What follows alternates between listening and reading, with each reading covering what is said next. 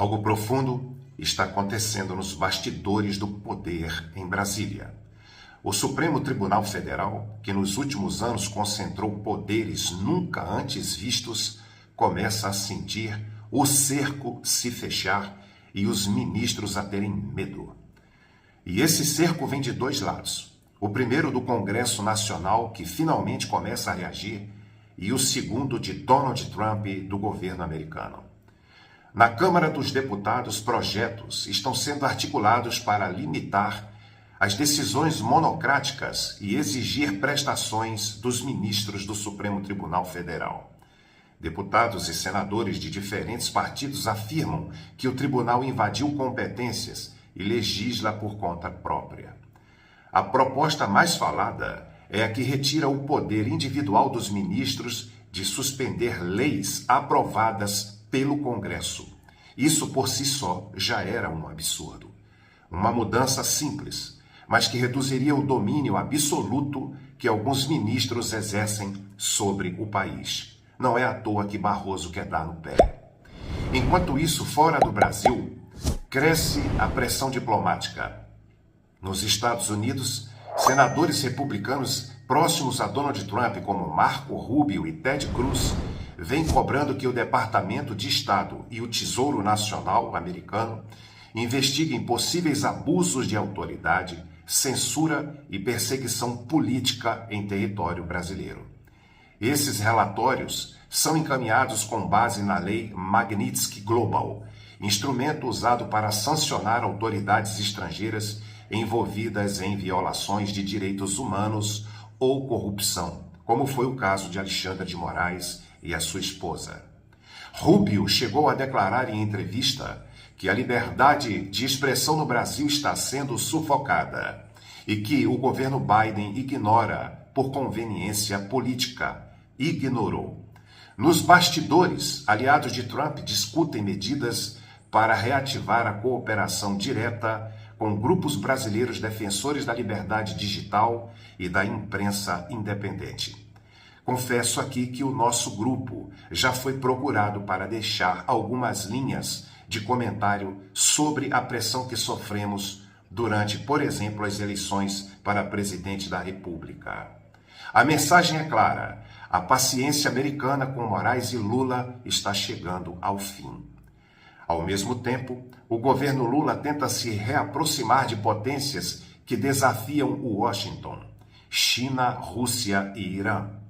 Lula foi recebido em Pequim, visitou Xi Jinping e declarou apoio à expansão dos BRICS, incluindo o Irã e a Arábia Saudita nesse bloco. Essas alianças despertaram preocupação real em analistas americanos e israelenses que veem o Brasil se afastando do eixo ocidental e se alinhando a regimes autoritários. O estopim mais recente, preste atenção nisso, foi a crise diplomática com Israel. Após declarações do governo brasileiro e do próprio presidente, a relação entre os dois países azedou. E não por acaso, parte da imprensa israelense vem questionando a atuação de Alexandre de Moraes e a influência de ministros do STF em decisões políticas internas, algo que também ecoa em relatório de inteligência dos Estados Unidos, como eu tenho mostrado aqui a vocês, quase que diuturnamente. Mas o ponto mais delicado envolve o controle da informação. O bloqueio de perfis, páginas e plataformas como o Rumble, o X e o Telegram virou pauta internacional. O Superior Tribunal de Justiça do Brasil, o STJ, chegou a enviar para a Procuradoria-Geral da República pedidos de investigação após ações do STF contra essas plataformas. E a empresa Rumble já moveu processos em cortes internacionais, alegando violação de liberdade de imprensa e de mercado por parte de Alexandre de Moraes. Isso coloca o Brasil em rota de colisão com as grandes Big Techs americanas. São bilhões de dólares que essas empresas possuem ao redor do mundo. Analistas em Washington afirmam que nunca houve na América Latina um ministro de Corte Suprema com tamanho poder sobre a comunicação digital. E é isso que desperta nos Estados Unidos um poder concentrado em um único homem, sem freios, sem transparência e com impacto global, um alarme que toda a América faz soar intensamente o seu despertamento. Enquanto isso, nas ruas do Brasil, o descontentamento cresce. Pesquisas de opinião mostram queda de confiança e do povo nas instituições e no STF. E a pressão sobre o Congresso aumenta para que eles façam alguma reação. Alguns parlamentares já falam abertamente em instaurar uma CPI para investigar abusos do STF, enquanto outros pedem mudanças constitucionais que limitem mandatos de ministros, algo que hoje é vitalício. Nos bastidores de Brasília, sente-se de longe o cheiro do medo. Medo de rupturas, medo de sanções, medo de isolamento, e Barroso é o seu maior representante.